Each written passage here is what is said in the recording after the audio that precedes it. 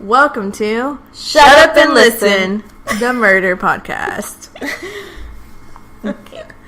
I'm Scarlet. And I'm Lucy. And we're sisters. Yay. Okay, so we chose a topic. I just hit the table. We chose squatters. Yes, we chose squatters because, well, the original plan was to scare Edgar. But Edgar isn't here. He's not here today to listen to the story, so, oh well. Yeah, and squatters scare me the most out of anything, like, even more than serial killers and stuff. I think, yeah, because they're, like, in your home, and actually, from what I heard, like, a lot of old houses have a lot of, like... squatters. No, they have a lot of, like, space for people to actually go in there, you know. I was actually listening to that there's... Back then, they used to have these, like, open slots where people would throw their old razors. Ew. So when they would remodel homes, they'd knock down walls, and a bunch of razors would just, like, come out of the walls. Old times were very different. Yes. That's all I gotta say about We that. live in a brand new apartment, so no squatters for us. Hopefully, no. In the air vent. Ah!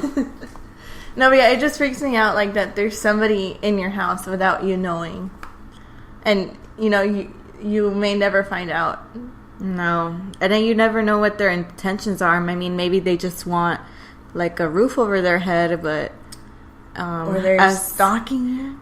As some of our stories may reveal, Yeah. it's something more evil. I want to listen to yours, because I know you know my story. Yeah, but it's still a good story. It's But creepy. I'm so interested into what you have to tell. I know I heard of this celebrity. I heard it on the radio like a long time ago. But there's like a squatter in his house. And it was a lady, and he caught her naked or something in the kitchen. He was, and it's a celebrity, you know. You would expect him to live like in a nice new home that, I don't know, has security or something. Yeah. Well, actually, today they caught the people who had been breaking into celebrity homes, including Rihanna's. What? Yeah. It was like 3 teenagers and one of their moms. What the heck? I hope they stole stuff, because apparently otherwise it was like millions of dollars and like just stolen like property, or you know. Do you know how many homes they went into? That I remember was like at least three names. I can't remember who the other ones were, but I know Rihanna was one of them. That's so funny, but it's so messed up. Yeah, that's so Creepy. Yeah, like who breaks into celebrity homes? That's like the most high profile, you know, like people, they're gonna find out. That's so risky. Yeah, apparently they use social media and I think like tour dates to like calculate when they were gonna be home. I guess that makes sense. I'll give it to them. But they're gonna catch you, like Yeah. Celebrity homes are not just... They're risk takers. They don't care. Okay, so like I said, I say so a lot, and I apologize. You what? I say so a lot. That's okay, Like, me too. I say so, like, and then like. Anyways, better like. Shut up! No, I'm just kidding. Shut up and listen, please. They don't even know who we are. Shut up and listen to my story. Not by. It's the. I thought somebody knocked on the door. It's just the ice machine. Last time when it was me in heaven, sirens started going off, or God. like some guy was just driving really horrible outside. We had to stop. But anyways, this is a story about the Denver Spiderman, which you know the story, so might not be that exciting, but it's okay. Stupid computer, always making noises. Okay, so his name was Theodore Edward Connies, or Connies, I don't know. They're white, so no. Anyway, so do you want to hear the story first? Yeah. Okay. So, September 1941, he was 59 years old. He asked his acquaintance Philip Philip Peters for a handout at his home. And I don't know, I guess like Peters was like, okay. But apparently they knew each other because since they were younger. Mm-hmm. But, yeah. And then, like, a few days later, he broke into Peter's house to steal money and food. And while he was stealing, he was like, you know what? Let me check out this house. And then he noticed in, like, a closet in a ceiling that there was a small trapdoor that led to, like, a narrow attic cubby hole. And he was cubby? Like... Yeah. He was like, you know what? This seems very spacious. Let me live there. A cubby. A cubby. Yeah, I don't know why you would decide to live there. I'm pretty sure there were, like, better homes around with more room, but... Not a cubby. Not a cubby. I mean, it's a good hide-and-go-seek spot, if you ask me. Okay, so he decided to live there without Peter knowing, which is really creepy. Oh, and here's I don't know if you knew about this, but... he said he would shadow Peters from room to room from time to time. Yeah, I remember that. He like treated that like as a game, and he said that he felt control for the first time when he was doing that, which is what a fucking that feeling you're like, oh, somebody's behind me, somebody's staring at me. How did Peters never feel that? What the heck? Well, how old was Peters? 73. Aw. When he died. Grandpa. No. Okay, so he lived there for 5 weeks and he was never discovered until October 17, the same year, 1941. Peters saw Coney's at the fridge getting a snack. So Peters was asleep on the couch, or Coney thought Peter was asleep on the couch. Mm-hmm. And then Peter heard, like, a noise at the fridge. Oh, no. And he went to go check it out. It was Coney. Oh, my gosh. Yeah, I mean, that's only creepy because, like, I can imagine waking up in the middle of the night and, like, let's say finding you at the fridge. I'd be like, what the fuck? Go to bed. That's weird. That's so scary. Well, I mean, I guess they knew each other, but, like... They were just acquaintances. No, I mean, they weren't even friends. They knew each other, but what is that guy doing in my house? Like, exactly. I let you in once, not in the middle of the night. I'd be like, whose man's? Anyway, so Peter was like, who is this? Oh my god. And he hit Coney with a cane. And then Coney was like, And so he took an old pistol that he found in the house, and he hit Peters with it. And the gun broke after hitting him, right? I would have much rather he, like, shot him than... Yeah, and then beat him. Yeah. So, even though the gun broke, he continued to hit him with an iron stove shaker, which I looked up because I had no idea what that was. But, I don't know, it's the 1940s, and it looks like an oven. An oven? I don't know, that's what it looked like.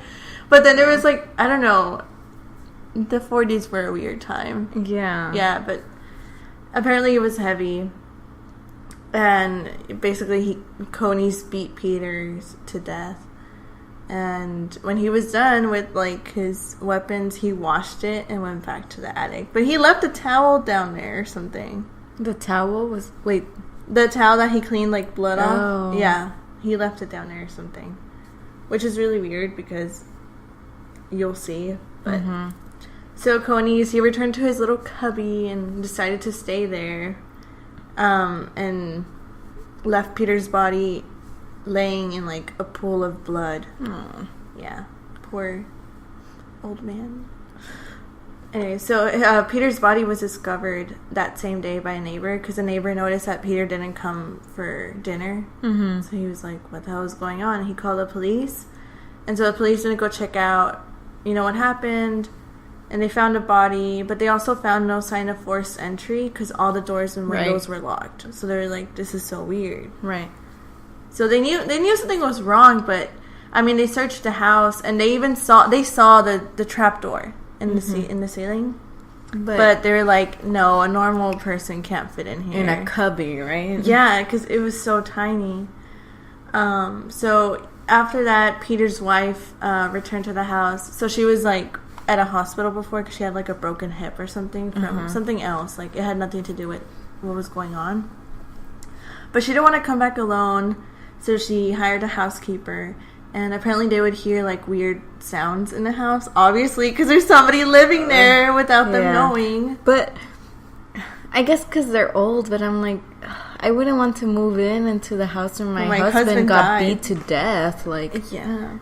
I don't know. But, I mean, I can get it. Like, if they're old, they probably don't have much money. And if they don't have family, like, where else do you go? But, like, that's so scary. Yeah. But, yeah, so the housekeeper, she left because she thought it was haunted. Because, they kept hearing, like, sounds and stuff. She was like, I'm out of here. And then, so the wife, Peter's wife, she moved to Western Colorado with her son. And they just decided to stay over there. Okay, that's, yeah. Yeah, so Coney still lived there. And, like, people around in the neighborhood, they just thought that it was a ghost or that it was just, like, a prank that, teenagers are pulling. And the police would, like, they would check the house a lot. It wasn't until July. So, this happened in October, and it wasn't until July that the police, when they went to go check, they heard a lock on the second floor. So, they were like, what is going on? So they ran upstairs and they saw Coney's legs going up the trapdoor and they pulled him down. So Coney's is not a smart man. They caught you. And they checked out the room and they said that it was slightly larger than a coffin. What? Yeah. I don't know how you fit in there. Oh my god. Yeah. And then he was taken to custody and he confessed to the crime. That it was him, yeah. I don't know why, like, I pictured, like, an attic, but, like, a small attic, kind of like just where the house slopes or something. Like, yeah. A small space, but I didn't think, like one where, like, you could barely, like, peek your head into. Yeah. I didn't think it was going to be, like, an actual coffin size. It's like he was, like, sleeping in his own oh my god coffin. It's weird. He was definitely not claustrophobic. Yeah. But yeah, so he got his nickname through local newspapers because of Detective Fred Zamel. Oh, ShamWow. I'm just kidding. He said that a man would have to be a spider to stand it long up there. So that's why he's called the Denver Spiderman. He lived in the attic for 9 months. 9 freaking months. Why didn't he just, like, move to the house? That's what I was asking when I was like, I mean, I guess because the police would often come, but even then, like, he can tell when they're coming. Yeah, just lock the doors or something and go, like, stay in a room or stay in the room where your trapdoor is, and then when you hear somebody come in and go in, well, why are we helping him? But that's just weird. Yeah, he was charged for murder and he was sentenced to life in prison, and he died in prison on May 16, 1967. So about like 20 years more after. That's crazy. Yeah. So, do you want to know a little bit of his history? Sure. Which I looked, and there wasn't like that much. But I mean, I don't know. So he was born in Illinois, and his dad was a Canadian immigrant, and he owned a hardware store. And his mom and him, they moved to a farm in Wisconsin, and then they moved to Colorado in 1911. So that's when he started living there. And then the doctors, they told him that he was not going to live to 18 because of his poor health. So he could have been dead, but he lived to like, what, 50? What did I say?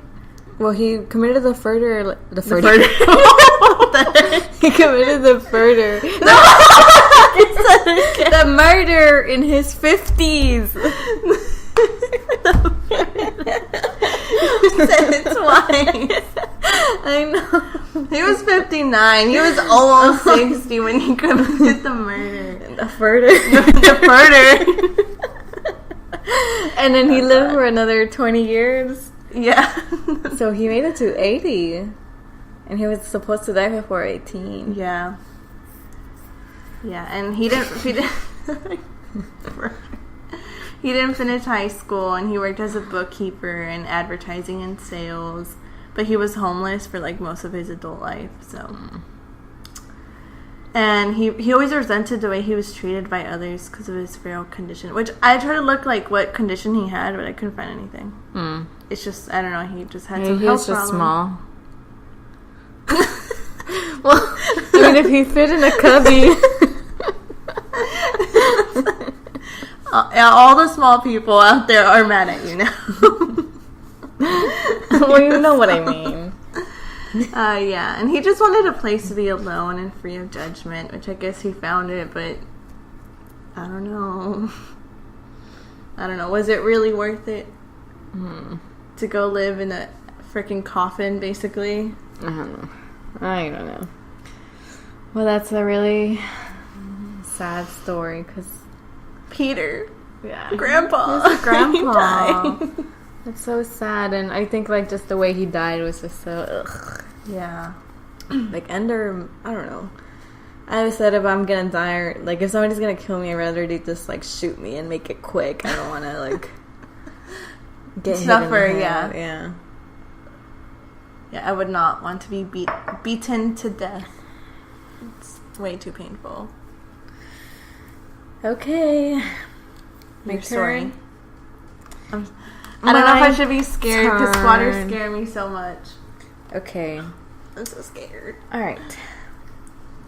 So, the house that this takes place in belonged to the Andrews family. The mother passed away from from cancer. I wasn't sure which one it is. But she passed away from cancer, leaving her husband to take care of his 2 daughters.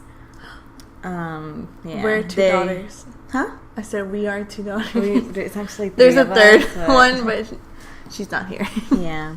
So the girls were Annie and Jessica. And one day, being teenagers, they decided to do a seance or seance. What is that? It's kind of like, it's this like thing to like be able to talk to spirits. Oh, okay. Yeah. Okay. So they attempted to do that in the basement. Oh, like with a Ouija board? Yeah, I don't think it was a Ouija board, but kind of like similar, that. Yeah. And to be able to talk to their mom, and I mean, really, like they didn't really expect it to work. They were just like, why not? But later that night, when they were asleep, they started hearing like knocking on the walls. And yeah, I'm freaking out. My toes, they're all curled up right now. Yeah, I'm like clenching so hard. And they hear knocking on their bedroom wall that night. No. And so they thought it was their mom, and they would like knock back. And so basically they'd kind of like communicate with her like that. No. They would ask the spirit questions, and like the spirit would like knock back or something. So this continued for several nights until the knocking became like so obnoxious that they could not sleep anymore. Then objects began moving around the house. And they began to disappear and just appear like in other places. Yeah. Like things on tables would be on the floor. Furniture would be moved around. Typical sign that there's a squatter in your house, not a spirit. Yeah. So like eventually Jessica and Annie, like they thought that they're being haunted. Like I don't think they expected anybody to like be living in their home. So they thought it was they were haunted, and they like thought that it was actually a bad spirit that they had like brought into like their world instead of like their mom, how they originally had thought. But their their father, we cannot speak to them. Mr. Brian Andrews, typical parent stuff where you're like, oh, that's all fake, that's bullshit, you know, like, and he thought that they were lying to get attention, because their mom had passed away, and because he worked all the time, like, to him, it was just like, it was their kind of like way to like please Okay. Pay Even though attention there's to me. like other ways, like dyeing your hair or something. Yeah, like going through teenage. Wait, what year is this? This is 1987. Oh. Yeah, there's like so many. You could go like with the punk scene and like, I don't know. But anyways, so one evening on January 1987, the knocking began again while they were alone at home. The knocking seemed to come from the basement this time, and so they grabbed a knife and they went downstairs to check. No. I heard, no, don't grab a knife. Like, even though it does seem like the easiest thing, no, because you'll end up hurting yourself too. Yeah. Yeah. I mean, you can hurt the other person, but you're gonna hurt yourself too. Yeah, because like stabbing somebody, like it's not like you're like stabbing through something soft. Like you gotta have so much force, and if I don't know if your hand is sweaty, your hand can slip and like eventually grab the blade or something. Yeah, like there's been cases where like like the victim was stabbed to death, but they also had the person who stabbed them blood on them because they cut themselves in the process of getting stabbed. Yeah. So like instead, get a bat or something. Yeah, a bat or a wire and like choke. Well, honestly, like deadly. I think the bat is a better option if you don't have a gun because you don't have to get too close to them. Yeah, that's true. So the further away you can be, the better. Or if you're cooking something, just throw whatever you're cooking. Oh, hot water? At their face. Yeah. That's so much. Yeah, like Burn if you have them. coffee, like throw it up. I don't know. Just anything. Okay. So they went down to the basement with a knife to where like they heard the noise, and when they got down there, there was a message that read, "I'm in your room, come find me," and it was written in blood. What? So the girls, where is this blood coming from? The girls were like so scared, and they finally did the smart thing, which was run to their neighbor's house. They really should have done it. Or like, yes, don't go check it out. No, please. People, please think. Yes, I mean, if you hear a knock, sure, once. But if you hear it several times, it's like, we are not alone in this house. Yeah. Let's leave instead of trying to fight it. Yeah. So they waited for their father to arrive. Well, they called him and they waited for him to arrive. And, like, he came home and he thought they were making it up and blah, blah, blah. And oh my God, again, that makes me angry. So then, several weeks later, again, the girls heard the knocking sounds. But this time, it was coming from Annie's bedroom. Oh, no. Yeah. And again, they go to check it out. So this time, the message, again in blood, said, "I'm back. Find me if you can." And again, they ran to the neighbor's house, which should have been done instead of going to check it out. And so, like, again, the neighbor calls the father while he's at work to come get them. And he tells them, like, look, I think it's serious. Like, they've been, like, it's, like, legit terrified. Like, they're not faking it. Like, it doesn't seem fake. So then Mr. Andrews decides to go check it out this time.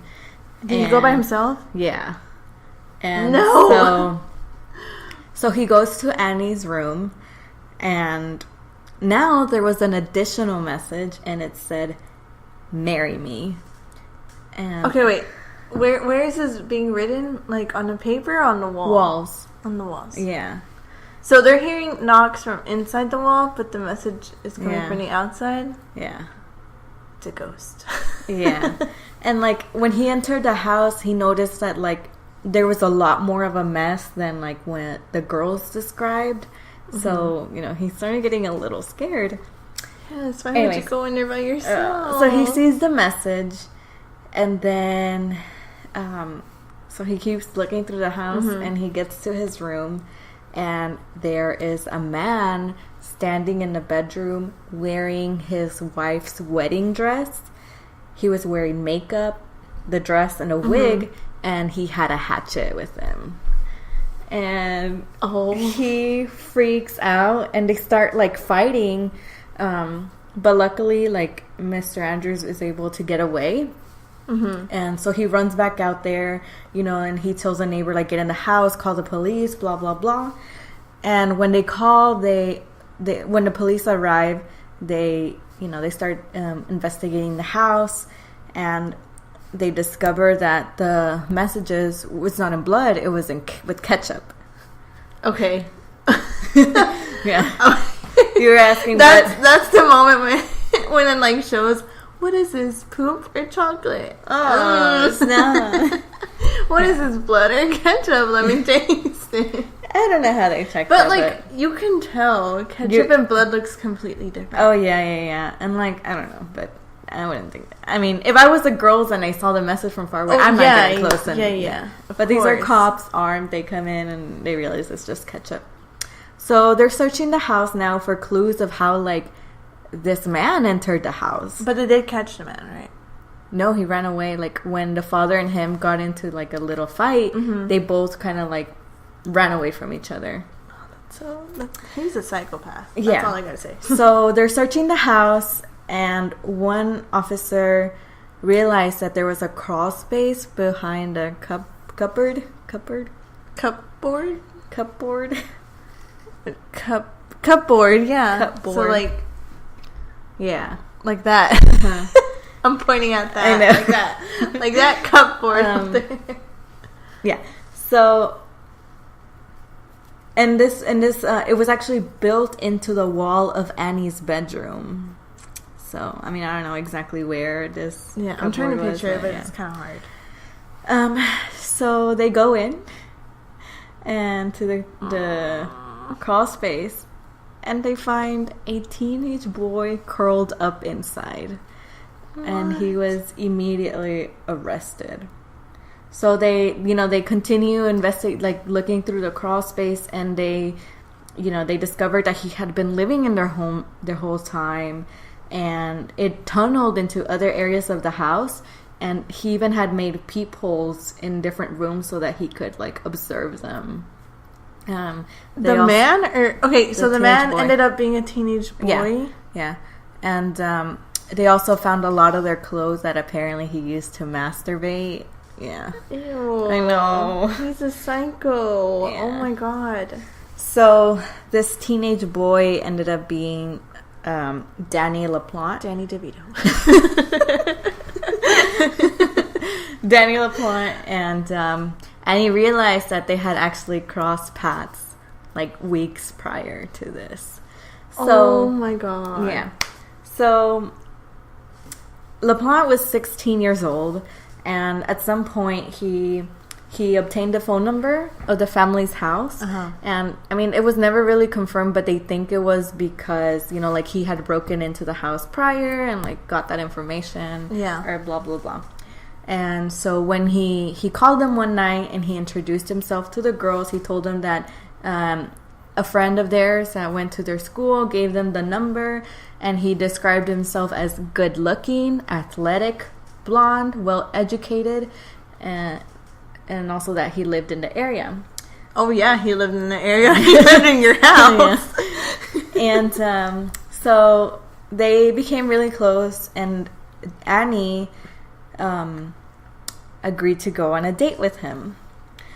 So when Danny arrived to the house to pick up Annie, they discovered that he was a total opposite of what he had described. Instead, he was this greasy, dark-haired boy with no attractive features whatsoever. Why are all dark-haired boys greasy? Because today in class, I had to do an assignment, and it was like, he had long, greasy black hair. I was like, why? I don't know. Is our hair greasy? But basically, Annie got catfished. Bad. But even in the 80s, you got catfished. But Annie was still a nice girl, and she decided to like still go on the date with him and go to the local fair. She's a keeper. She was too nice, I think. Okay, so during their date, LaPlante or Danny discovered that Annie and Jessica had lost their mother to cancer, and Annie said that he was very interested in like the death of her mother, like in a weird way. Like, for example, he'd ask her like, how she felt the moment she died and how much did she suffer. And it was just weird things. Like, yeah, like a normal person wouldn't ask you that kind of stuff. You would just ask, like, how are you holding up? Yeah, are you okay? I don't really. Yeah. I mean, I don't. It's really difficult. Don't ask how much did she suffer. Like, that's such a psychopath question. I know. Like, you don't want to know. No. But so the date lasted just an hour, and then Annie, finally made some sort of excuse and ended the date. My dog died. I gotta go. So yeah, that's actually how Danny ended up meeting them. Like they say, like, I don't know, you're a murderer or you're an abuser, you will cross paths with them. You know them, or you've met them before. Like, very rare. It's an actual stranger. Yeah, like a crimes of opportunity. I think that's what they're called. Like, that's very rare. Most of the time, it's always the boyfriend, husband, or wife, girlfriend, whatever. It's always the person closest to you. Mm-hmm. Anyways, so back to that night. So, he was taken to a juvenile facility, and he remained there until October 1987. Mm-hmm. And as soon as he was released, he broke into another home and stole 2 handguns. What the heck? On December 1st of that same year, he broke into the Gustafson's family home. And there, what they think is that he didn't expect anybody to be home, but Priscilla, who is 33, and her 2 young children, Abigail and William, were actually home. And Priscilla's husband at the time was at work when Danny broke in. So when Andrew, the husband, returned home, he found Priscilla laying on the bed. She had been sexually assaulted and shot. And he called the police, and when they arrived, they looked through the house and found that the 2 kids were also killed during the break-in. And right away, like, the police knew that it was probably Danny. Yeah. And there was a manhunt, and a few towns over, Danny broke into another woman's house and kidnapped her in her vehicle. Fortunately, she was able to escape, but Danny was spotted by somebody else and who had seen his photograph on the news, and they were able to, like, tell the police of, like, his whereabouts. So after 48 hours since the manhunt began, Danny was found hiding in a dumpster. And, oh my God. He was inspected, and they actually found a hair of the little girl, like, on him, which officially tied him to the murders. Yeah. And thanks to that, they were able to, like, put him in jail for that. A year later, he was sentenced to 3 life sentences for the murder of the Gustafson family. 3? Yeah, 3. So a little bit of Danny, like, in his childhood, like, it's also I had a fucked up childhood, and yeah, that's why and, like, it came out like this. We don't want to say that, like, this is an excuse, but I mean, because there's plenty of kids who have gone through something. It has to do with it has its effects with their actions. Yeah, and so he was born in 1970 in Townsend, Massachusetts. He suffered sexual and psychological abuse from his father on a regular basis. Yeah. He struggled in school. He had very few friends. Most of his classmates described him as weird or creepy. And at some point, the own school, like, referred him to a psychiatrist because, like, he was just... Dang. It was just so bad. But things only got worse. So while he was seeing the psychiatrist, he was also sexually abused by this. Oh my God. Yeah. Poor. I mean, I don't feel like. No, you can feel bad for the child, Yeah. You can feel bad for the child because, I mean, like, he's supposed to be the 2 adults that he's supposed to be able to trust. Like, no, they're the worst people. But dang. I mean, it doesn't mean that it's like what he did. It was okay. Yeah, no, it was still bad. That, like, as a child, he did suffer a lot. So, like, just his life was so bad, and he like turned into, like, a small time thief in his early teens. He started by breaking into properties and stealing the stuff. By the age of 15, he was like not only breaking in to steal stuff, but to kind of like move things around or leave other things in there. Out. Yeah, because he enjoyed like creeping, like letting them know that somebody was there. And eventually, like he didn't break in to rob. He just broke in to like scare people. Yeah. So, I mean, it's that adrenaline that he would get. Mm-hmm. So that was that's how he kind of like became the person that Annie and Jessica ran into. So recently, I got this from an article. He is now 46, and he was hoping to get his sentence reduced because, like, he was a juvenile when he got, sentenced. People change. Mm-hmm. Mm-hmm. But the court, Miss Helen Kazanjian, I don't know. Kazanjian, so, that's how it's spelled. She agreed with the family, saying that Mr. LaPlante has not been rehabilitated.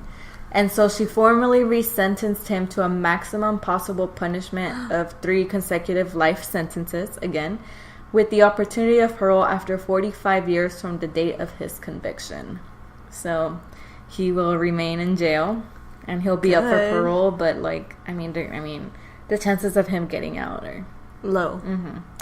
So, if you want to see this in my neighborhood. Greasy haired boy, is a picture of him. Yeah, he does. He does look so. Greasy. Can you imagine waiting for like Troy Bolton to come take you out on a date, and then this such shows a up? 2000 reference. Well, I don't have a high school crush anymore. I'd be weird. I'd be like. Wrong person. I'm not Annie. Yeah, wrong. I'm Sally. I'm Sally. Yeah. That reminds me of the Windmill Kids. And my name is Annie. And this is this. That's him now? Yeah. That's him today. Well, friggin' he doesn't have that greasy long black hair anymore. No, God. He's bald. He's so disgusting. And this next picture is Priscilla and her 2 young children, which breaks my heart. They died, right? Yeah, all 3 of them. Poor children. I know. Even though I don't like children, I feel bad for them. Yeah, Priscilla was actually pregnant at the time of her murder, too. So, that's just, it's really sad. I can't imagine what her husband, went through. I don't want to imagine. Because then I'll get sad. Yeah, it's horrible. But anyways. I would show you pictures of my Denver Spiderman, but I already showed you that 2 weeks ago. It's literally, it just looks like an attic, like a small triangle attic. Well, I remember seeing that picture, but I didn't think it was coffin size. I thought it was... Yeah, because the picture, it looks like normal. Mm-hmm. It doesn't look normal because there's literally only a bed in there. Mm-hmm. Oh, which, by the way, the bed he made out of iron stuff. I don't know. Yeah, he just made it. He just got a lot of stuff and put them there. Oh my God. Yeah, so he said it would get really hot and cold in gosh. extreme weather. But squatters, no. Now I'm scared. Yeah. I'm like, there's a squatter in here. I know it. I used to be scared of the attic because there was our attic because it had a window, and I'm like, oh. Yes. But they closed it off now. Oh, they did? Oh, yeah, because of your room. Because of room. The upstairs. Yeah, I was too scared to go up there. I know. And then, oh no. I remember we used to have stupid car. We used to have rats in the attic. Oh, yeah. And they would do scratching noises. I couldn't sleep at night. No. And then the other bad thing was I once had a cat under my bedroom. Oh yeah. And I could hear it meowing, and I was like, oh my god. I don't know, did they ever get it out? I'm pretty sure it could get out. The whole house was lifted. That's true. I think it died. If I'm being really honest. Let's hope not. Poor animals. How did we get to this topic? We're talking about squatters. Yeah.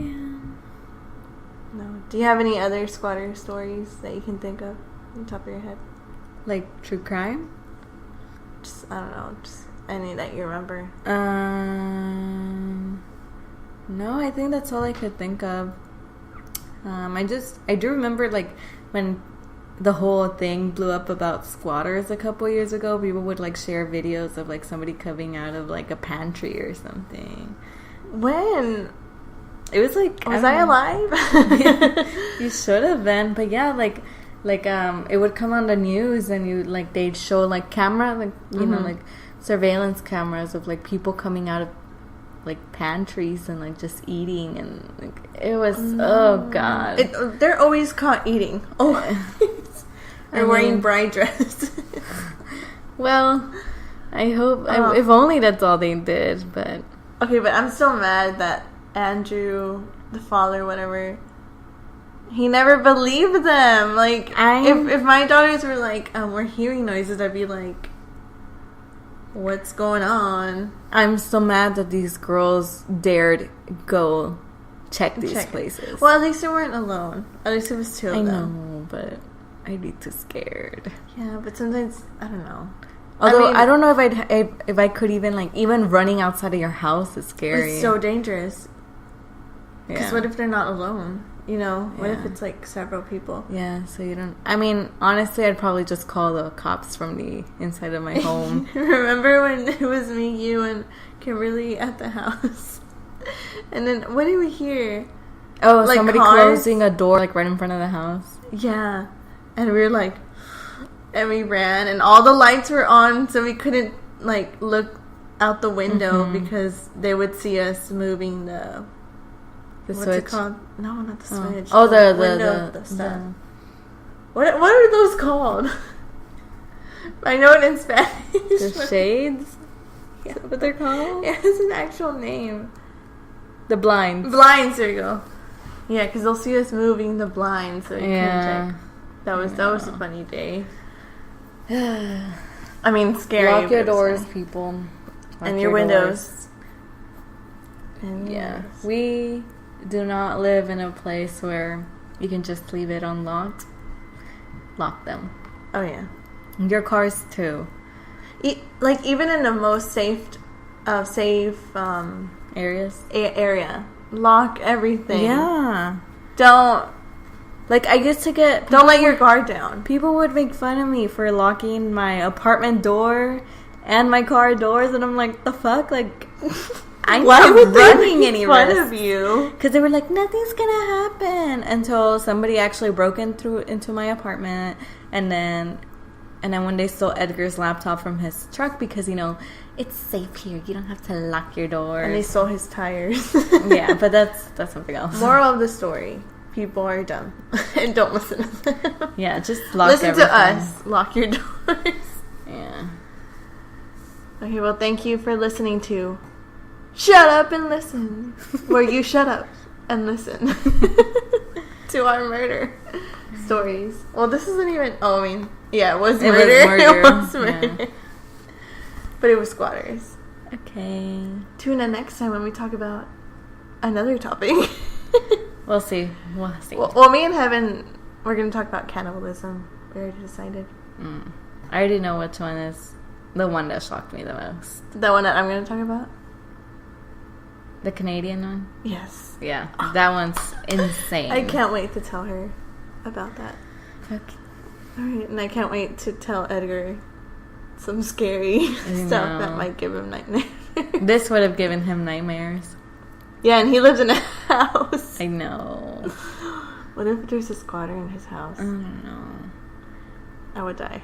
Yeah. And then I like their house bothers me because they don't have curtains, and I'm like, oh yeah, they don't. No, and I'm just like when I would live there and I'd be making breakfast in the morning at like 6 a.m. when it's like dark. Mm-hmm.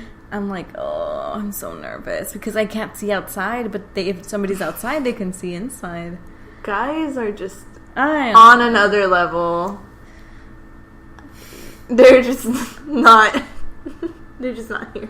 I don't know. All right. Well, Until next time. Until next time. Bye. Bye.